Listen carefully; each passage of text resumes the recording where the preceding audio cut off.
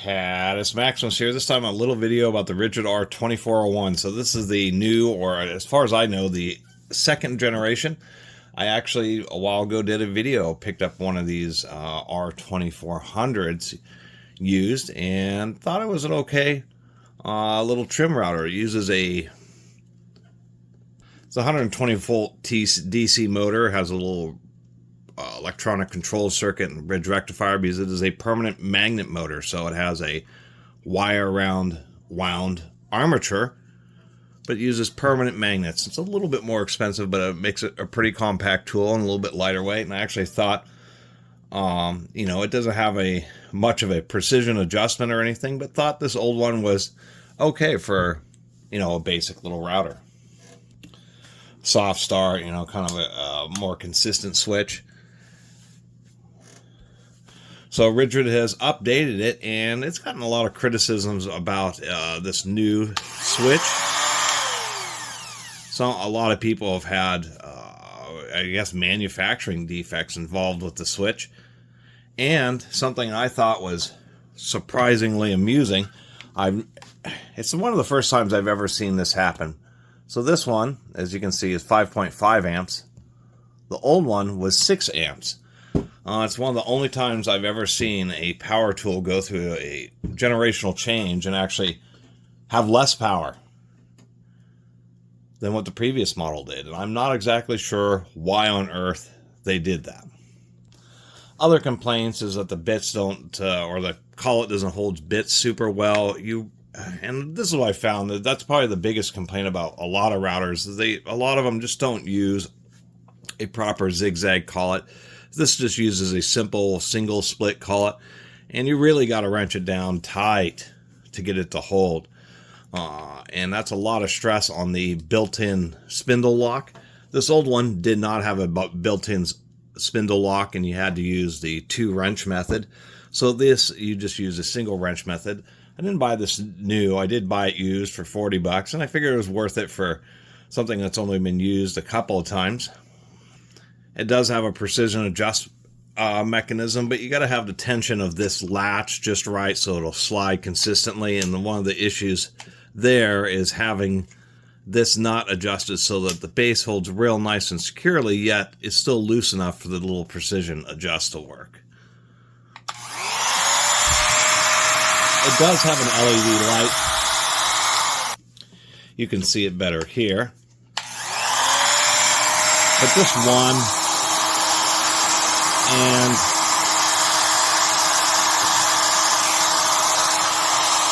I don't know what to really say. It's kind of pitiful.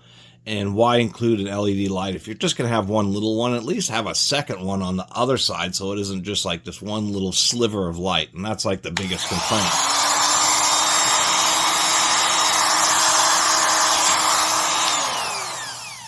I mean, how exactly that light's really supposed to illuminate the work area. I know I have the base drawn up, but nonetheless, it's blocked by this release. I mean, they should at least had the whole boss of the LED come up flush so it could illuminate a wider area, but it's one of the saddest implementations of a router LED I've seen. It's almost more like a indicator light.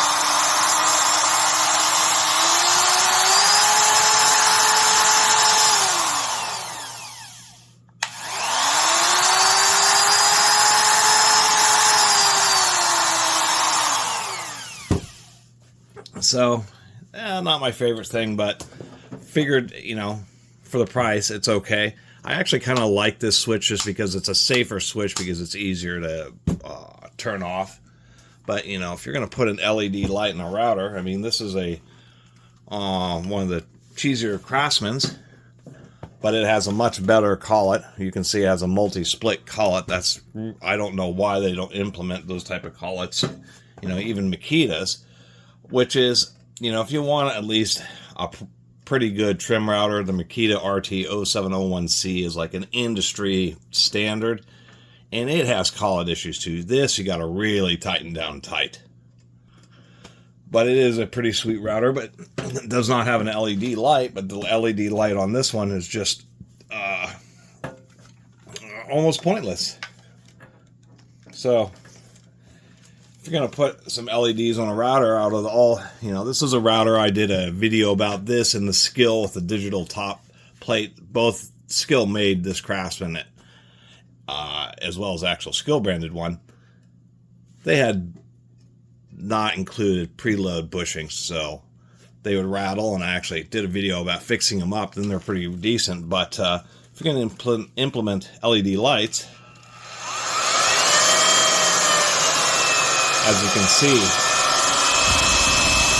3 bright LED lights. So when you're actually using it, it will illuminate. You can't hear me. But if you're going to have lights, at least make them bright enough to illuminate something. Plus, this has a soft start, but it's not like a super great one. That's a soft start. Here's the old Ridgid with soft start.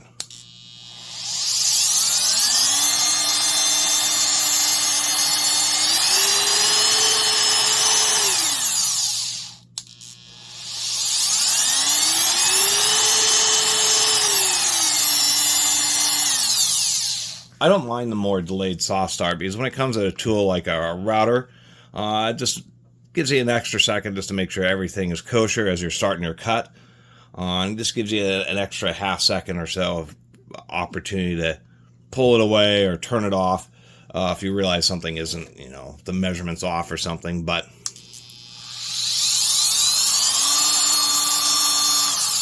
I did like that soft start. And once again, on the new Ridgid, it's just pretty quick.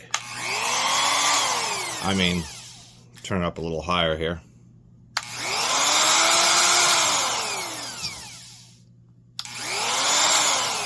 It's fast enough to still cause a little jump. And if you're going to have a soft start on a router, it should be a pretty smooth start to actually eliminate that little jump. So if you're close to a cut or for some reason you've had to stop and then restart a cut, that little jump can cause the bit to make a little bite or a little notch in what you're working on and potentially ruin the piece. So don't like they made it a really kind of high-speed soft start on that one, or on the new one. I'll also have to say the speed control isn't, I mean, it's okay. Whoop.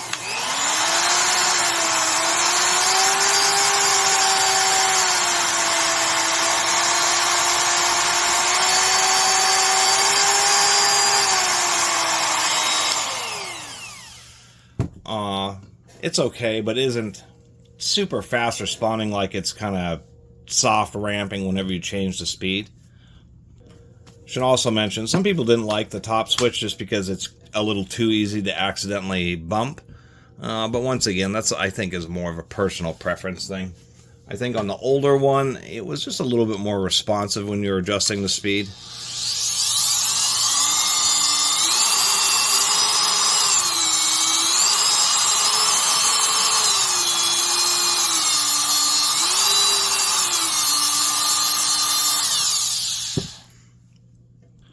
Yeah, it is. I think it just, this one operates just, you know, just a little bit more consistently. And what really sets apart the Makita is just how well built the electronics and motor are. Its soft start is really, really well tuned, to tell you the truth.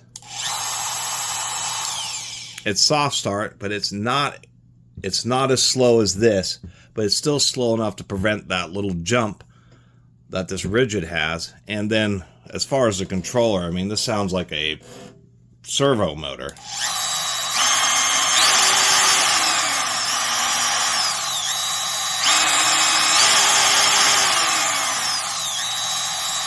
I mean, that's how motor control in soft starts should really be.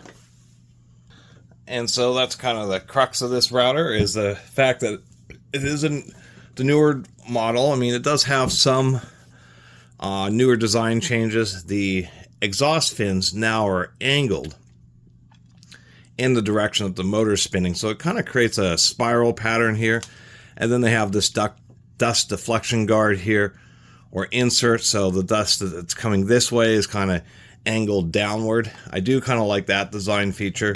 Once again, it has an LED, but at a minimum, they should have had two, one on each side. So it's like, you know, a piss poor implementation of an LED, which kind of sucks. And technically, it has less power than the old one. So I think a lot of people will like the older one, and just the fact that you'll have to use a router depth gauge or some other way of setting the depth in a precise fashion on the old one. Or the newer one, I mean, it works okay, at least on this unit. I mean, it's not bad. If I want to adjust it, I set my adjustment, and then there's going to be a little bit of backlash. So when you set your adjustments, you kind of push on the base a little bit just to make sure you have proper tension upwards. So as you're using a router, it doesn't want to shift any further upwards, and that seems to work okay. Pulling the base off, you can just do this. Oh, I see what people are talking. Oh, I see.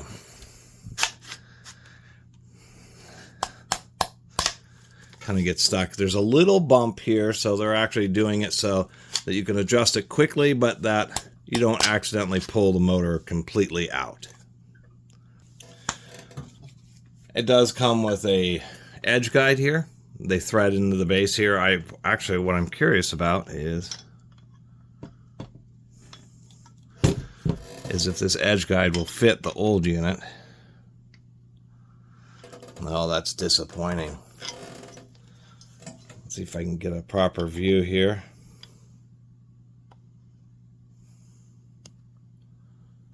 Just a very slight offset so that the spacing is not compatible with the old router, which doesn't really make any sense, because if you had your old router, why wouldn't you make that change and make the new unit not be able to use the at least like a basic accessory like their edge guide on the old one? But I'm making sure here.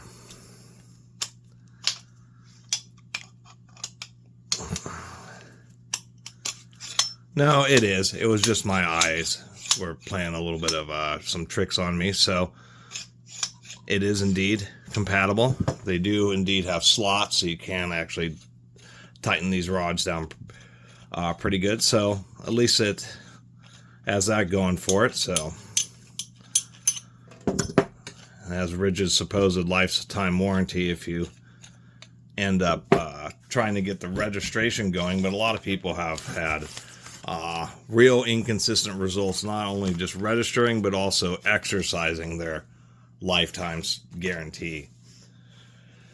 It did come with a square base. This is not compatible with router template bushings, and some people are under the impressions that it did. I believe it came with 2 wrenches, but I only got one of them, but it may have only come with 1 wrench. But I was going to take a look inside to see what kind of switch they're using.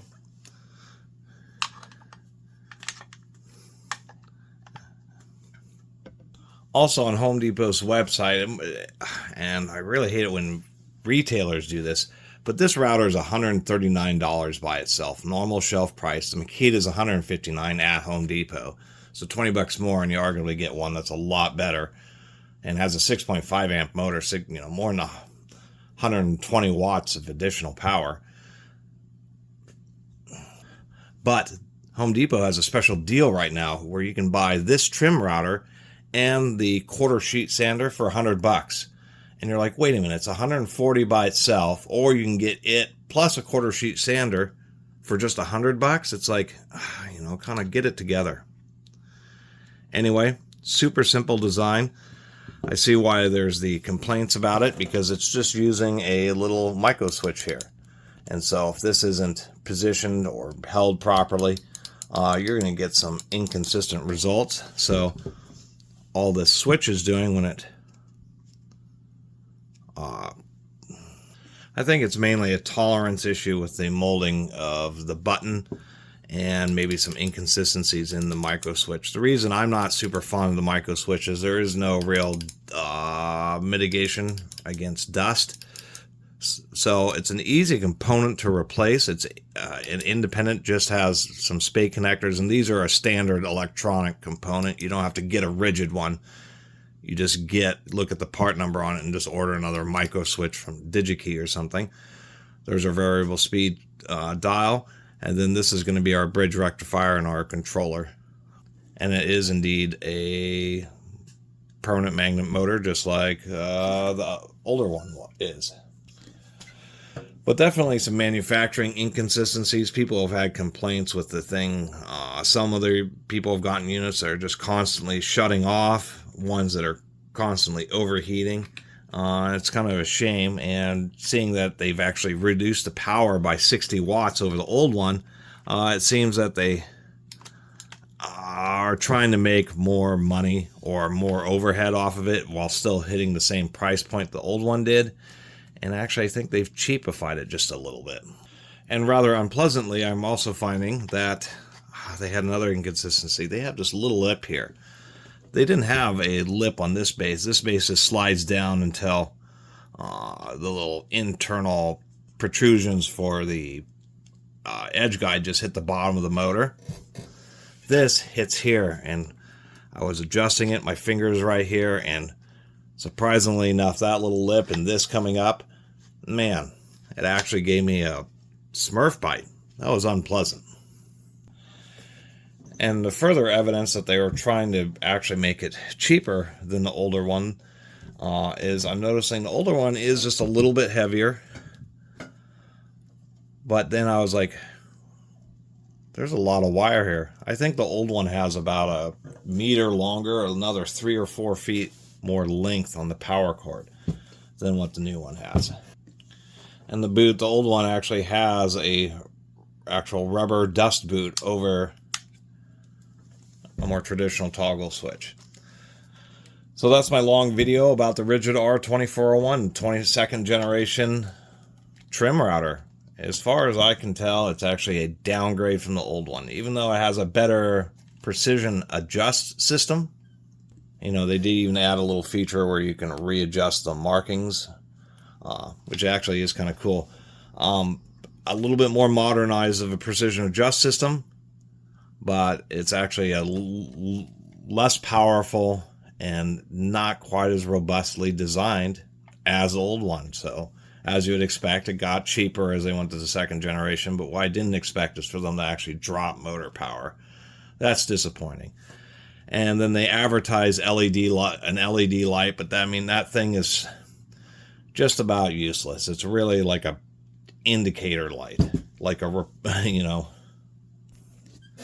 ouchie. Generally speaking, it works. You just got to make sure the bit is tightened nice and tight. And, with the sander, it's a pretty decent deal. $100 for this and the quarter sheet sander. But if you're going to buy it like by itself, then I would get the Makita. It's a much better unit. Anyway, thanks for watching.